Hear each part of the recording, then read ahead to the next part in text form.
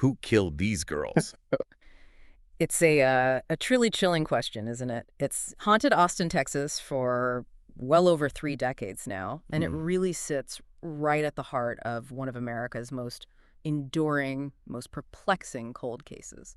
Welcome to the deep dive. Today we are taking you deep into the dark and intricate world of the 1991 Austin yogurt shop killings. Yeah, this was just a horrific crime.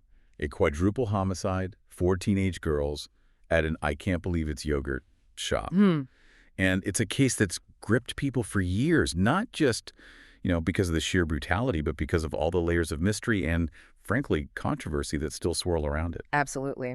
So our mission today is really to unpack the key details, those surprising twists and turns, and the questions that just won't go away, the things that make this case so captivating, but also some deeply tragic. Really? We've pulled from a whole range of sources, official police reports, legal documents, tons of news coverage over the years, and even, the public discussions that have kept this case in people's minds. It's a lot of information to sift through. Yeah. It is.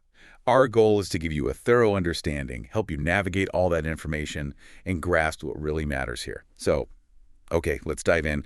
To really get a sense of the depth of this tragedy, we need to go back to that cold December night in 1991, to what seemed like just an ordinary yogurt shop, but one that became, well, etched into Austin's darkest history. The location was an I can't believe it's yogurt shop. It was in a strip mall in Northwest Austin. 2945 West Anderson Lane. The date. Friday, December 6th, 1991. The shop was closing up, probably around 11 p.m. Central Time. Okay, so closing time. Then what happened? Well, just before midnight, 11:47 p.m. to be exact, Yeah. a police patrolman noticed smoke coming from the shop and reported a fire. When the firefighters got there, they found the front door was locked. But interestingly, they were able to open it pretty easily. And what they found inside, it's just horrific. I mean, you just try to picture it. Locked door, smoke pouring out, Yeah. and then the unthinkable. Yeah. After they put the fire out, they found the bodies. 4 teenage girls. Can you remind us who they were? Of course. Jennifer Harbison, she was 17, worked there. Eliza Thomas, also 17, also an employee. Then there was Jennifer's younger sister, Sarah Harbison, who was 15, and Sarah's friend, Amy Ayers, just 13 years old. 13. God. And the context makes it even worse, doesn't it? Yeah. Jennifer and Eliza were just closing up shop. Exactly. And Sarah and Amy had simply walked over from the nearby North Cross Mall. They were just waiting for a ride home. Such a tragically mundane detail, just waiting for a ride. It makes the horror almost unbelievable. The bodies were found nude. 3 of them were very severely charred by the fire. And the cause of death. Each girl had been shot in the head, execution style, with a .22 caliber lead bullet. Execution style. On teenagers. And Amy Ayers, the youngest, she actually had a second bullet wound that caused severe brain damage. Sarah, Eliza, and Jennifer were gagged and bound with their own underwear. Amy was found with a kind of sock-like cloth tied around her neck. The scene also pointed to sexual assault. Yes, at least one of the victims had been raped.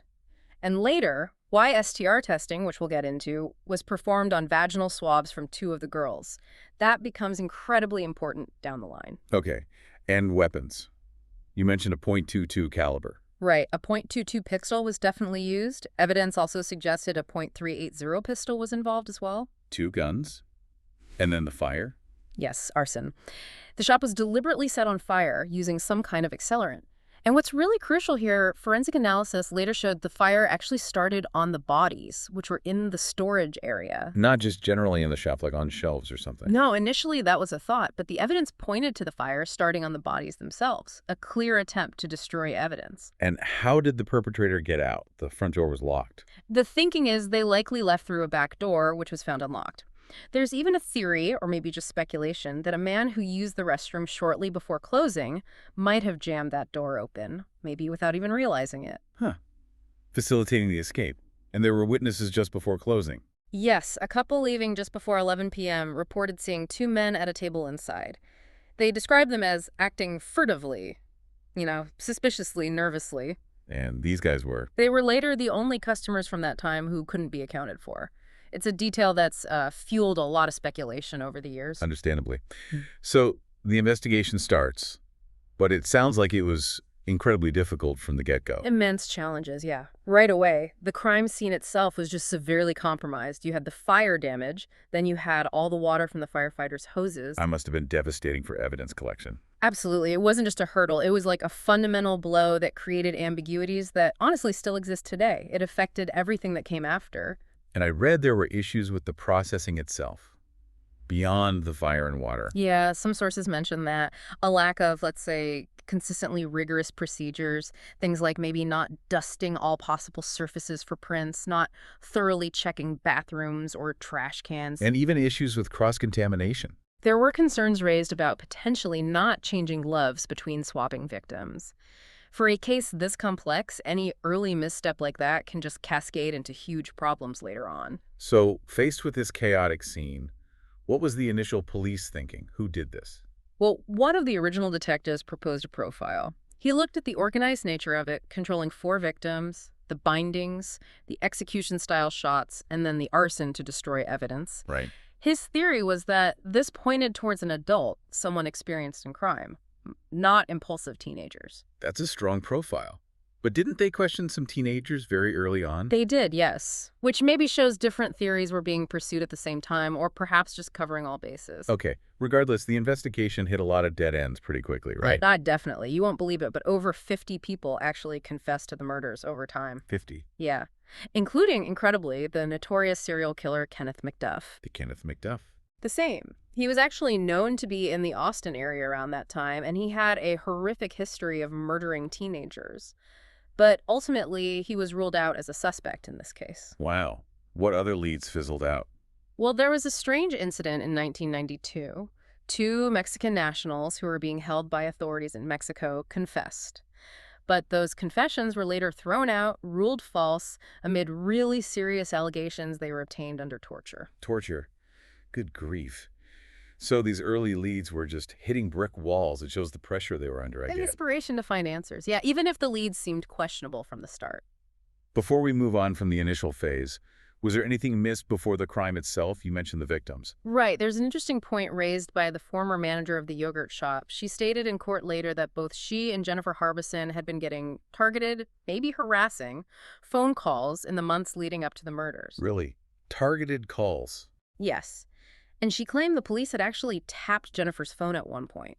The thinking was it might have been related to some break-ins nearby, general concerns about shop safety. So, a potential pre-existing threat that maybe wasn't fully investigated or prioritized. It suggests that possibility, yes, another layer of complexity. Okay, so despite all these, initial setbacks and these chilling dead ends, the case didn't just fade away for people. Not at all. And years later, a completely new theory emerges, one that really shifted the focus dramatically. That's right. Years later, a new detective took a fresh look and zeroed in on 4 individuals: Robert Springsteen, Michael Scott, Maurice Pierce, and Forrest Wellborn. They were teenagers back in '91, but by this time, they were in their 20s. And what was striking about them? Well, here's the kicker. They had actually been questioned just days after the murders, all the way back in 1991. Why? Because Maurice Pierce had been arrested at a mall near the yogurt shop, and he had a .22 caliber gun on him. A .22, matching one of the murder weapons. Exactly, but back then in '91, they were all released due to a lack of sufficient evidence. So what changed years later? Why did this new detective suddenly see them as credible again? That's a key question. But in 1999, the investigation into these 4 intensified. It led to a series of interrogations. And during those interrogations, both Robert Springsteen and Michael Scott gave confessions. They confessed.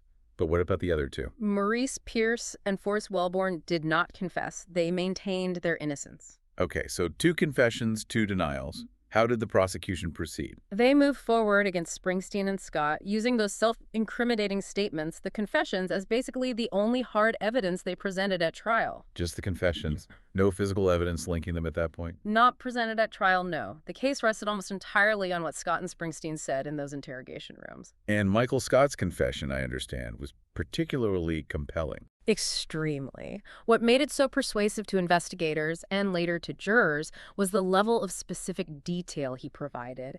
Details that hadn't been widely reported or known by the public. Like what? Things like knowing the front door was locked but the key was still inside.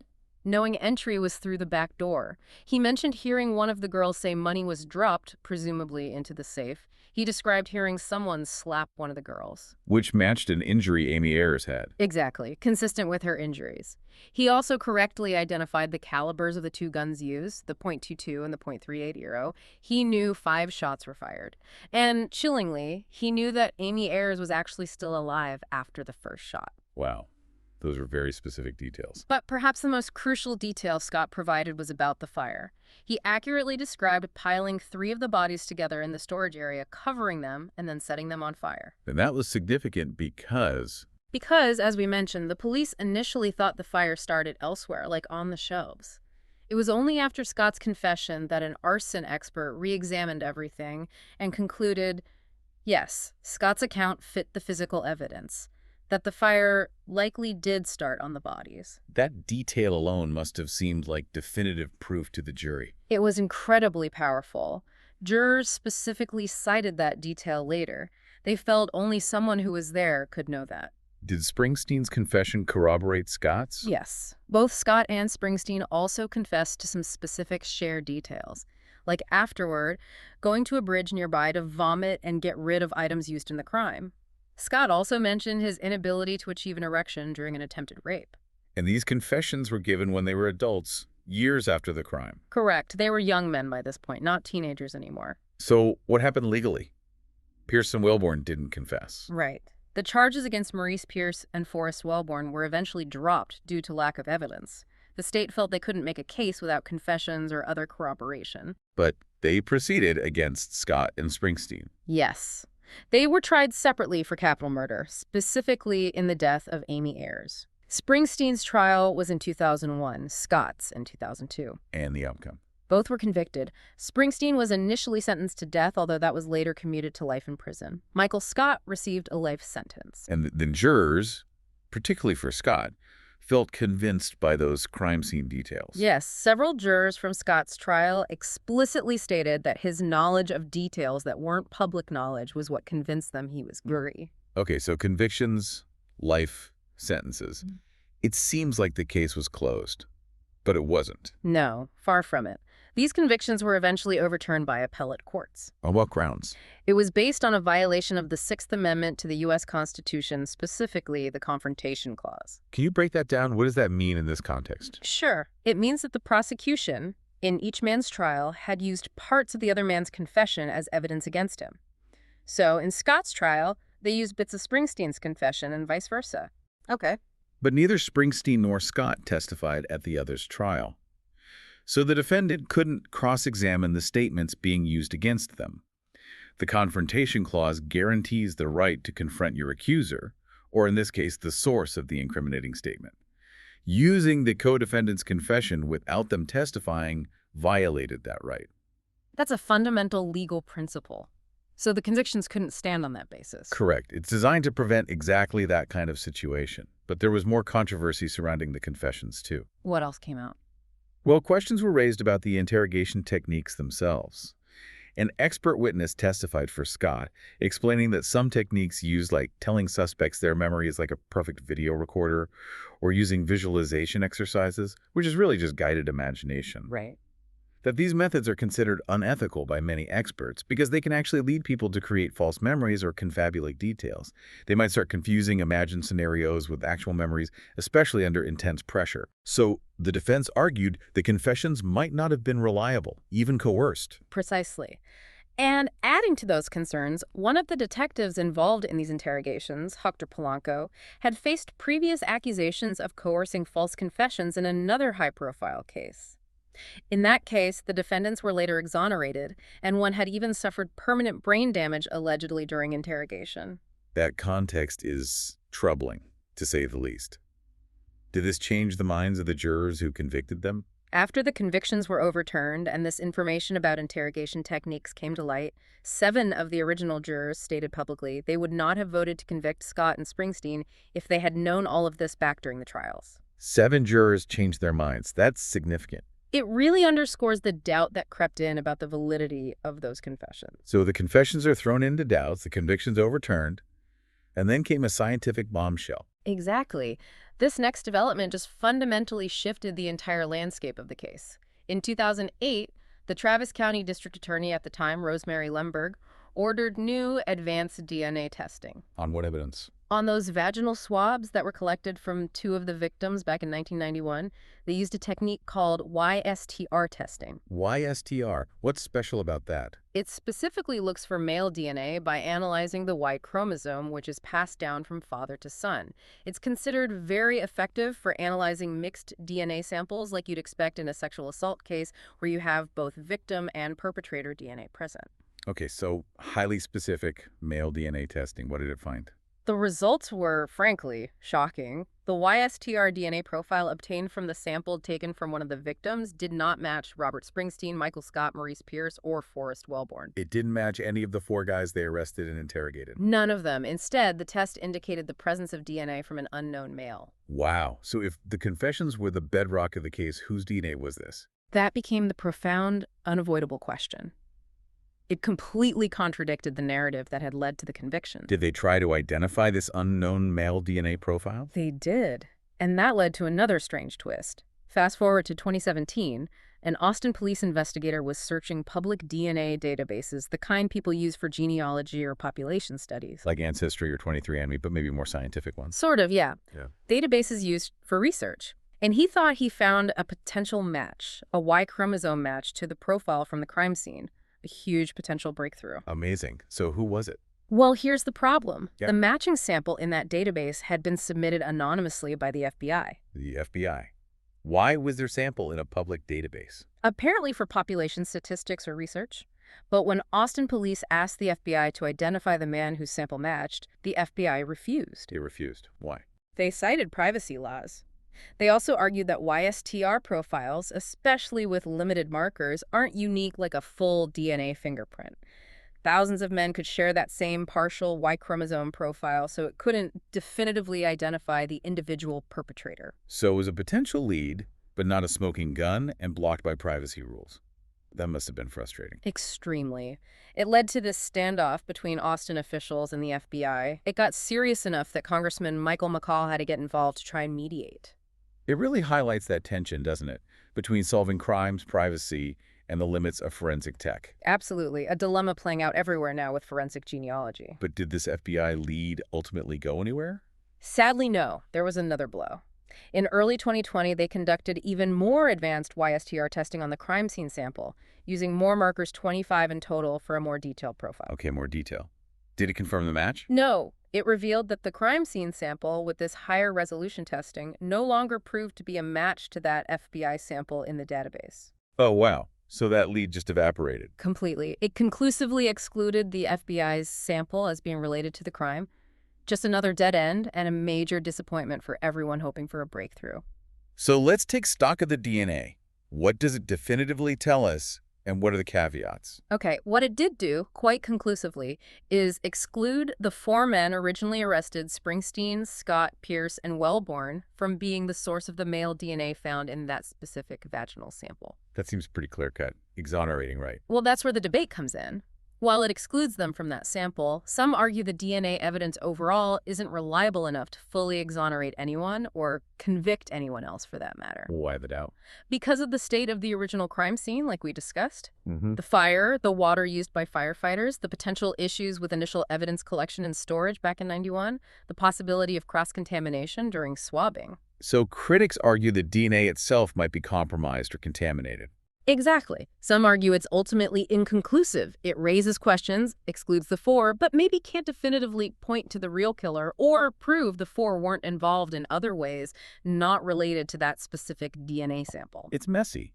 Is there any usable DNA left? There is still some of the original YSTR DNA from the victim's sample remaining, though it's limited. Investigators still hold out hope that future scientific advancements, maybe even more sensitive testing methods, could eventually yield new leads from it. Hope remains, but it's faint. So what happened to Scott and Springsteen after their convictions were overturned and this DNA evidence emerged? Well, in 2009, because the state couldn't guarantee them a speedy retrial as required by law, and given the new DNA evidence casting doubt, a judge released both Robert Springsteen and Michael Scott on bond. Released after years in prison. Yes. And later that same year, the Travis County District Attorney dismissed all charges against them. Charges dismissed. Were they compensated for the wrongful conviction? No, and this is a really important point. Texas courts ruled they weren't entitled to compensation because, legally, they hadn't definitively proven their innocence. They were released because the case against them fell apart, largely due to the overturned confessions and the exclusionary DNA, but that's legally distinct from proving actual innocence under Texas law at the time. That seems unjust, a difficult legal distinction. It leaves a very bitter taste for many, yes. And what about the other two initial suspects, Pierce and Wellborn? Forrest Wellborn lives on, maintaining his innocence. Maurice Pierce, however, met a tragic end. In 2010, he was involved in an incident during a traffic stop in Austin. What happened? According to police reports, there was a foot pursuit, and Pierce allegedly stabbed an Austin police officer in the neck. The officer then fatally shot Pierce. No. It was noted that Pierce had a history of sometimes violent encounters with law enforcement. Another layer of tragedy surrounding this case. It seems endless. It really does, but the case has had impacts beyond the individuals involved. How so? This case, the Austin yogurt shop murders, was actually a motivating factor behind a piece of federal legislation, the Homicide Victims' Families' Rights Act. Oh, interesting. What does that do? It was signed into law by President Joe Biden in August 2022. It basically helps ensure that federal law enforcement agencies review cold cases, apply the latest technologies where possible, and it gives victims' families the right to petition for a federal review of a cold case. So a direct legacy of this long, difficult fight for answers. Yes, born out of the frustration and advocacy in cases just like this one. And speaking of families, the human toll here is just unimaginable. It's immense, and it continues. You think about the victims' families, especially Barbara Ayers Wilson, who lost both her daughter Jennifer and her stepdaughter Sarah. And Bam Ayers, Amy's mother. Yes. They've spoken over the years about this profound, enduring grief, a complete lack of closure. It doesn't matter who gets arrested or convicted or released, they still don't have the definitive answers they need. They are still searching for justice. Their strength is incredible. The case has also permeated culture, hasn't it? Books, documentaries. Oh, definitely. Several nonfiction books have tackled it. And as you mentioned earlier, there's a 4-part HBO documentary reportedly coming out in 2025. It highlights that complex relationship we have with true crime, doesn't it? Yeah. Some find it exploitative. Right, voyeuristic even. Yeah. But for some families, it can actually be an outlet, a way to ensure their loved ones' stories are told accurately on their terms. And sometimes, though rarely, that public attention can help process collective fear or maybe even shake loose a new lead in a cold case. It's a fine line. It really is.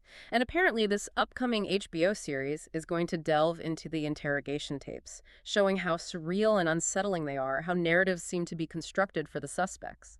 Contrasting that with how the families use storytelling to preserve actual, genuine memories. Exactly. It raises really deep questions about memory itself, how fragile it is, how easily it can be manipulated or distorted, especially under duress. The Austin community's response over the years, the rallies, the memorials, it shows just how deeply this scarred the city. So after all this time, all the twists and turns, where does the case stand? Officially unsolved? Officially, yes, completely unsolved, and the debate rages on, often with really conflicting opinions, even among people close to the investigation. What are the main camps? What are the enduring questions? Well, you still have people, many online, even some former jurors, who believe the 4 guys were guilty. They point to those incredibly specific details in the confessions, details they argue couldn't have been fed by police, details only the perpetrators would know, even if the confessions were ultimately deemed coerced or legally inadmissible. So, guilty despite the process. That's one perspective. The other perspective, of course, is that they were innocent victims of a flawed investigation, coerced into false confessions, and that the real perpetrator is the person whose unknown DNA was found at the scene. The unknown male. Right. And then there's the lingering question of those 2 furtive men seen in the shop just before closing. Who were they? Were they involved, or just a coincidence? And underlying it all. The ultimate question, was the initial crime scene investigation so badly compromised by the fire, the water, the early procedures, that finding definitive, irrefutable answers is simply impossible now? Are we forever trapped in this cycle of doubt because the foundation was flawed? It's a chilling thought. We've walked through the horrific events of that night, December 6, 1991. We've seen the investigation twist and turn, the legal battles over confessions, the shocking arrival of DNA evidence, and felt the enduring human impact of a case that still absolutely haunts Austin. Yeah, the Austin yogurt shop murders remain officially unsolved. It stands as a powerful, tragic testament to just how complex cold cases can be, how fallible human memory and confessions are, and how forensic science is always evolving, sometimes providing answers, sometimes just deepening the mystery. So, as technology continues to advance, and new laws like the one inspired by this case aim to crack decades-old mysteries, what does this deep dive truly suggest? What does it tell us about the nature of truth itself in a criminal investigation? Especially when memories fade like old photographs, evidence degrades over time, and that critical line between a reliable account and a tragically fabricated narrative can become so chillingly, dangerously blurred. And maybe just as importantly, what does that uncertainty mean for our pursuit of justice, not just for the victims who deserve answers, but also for those who stand accused?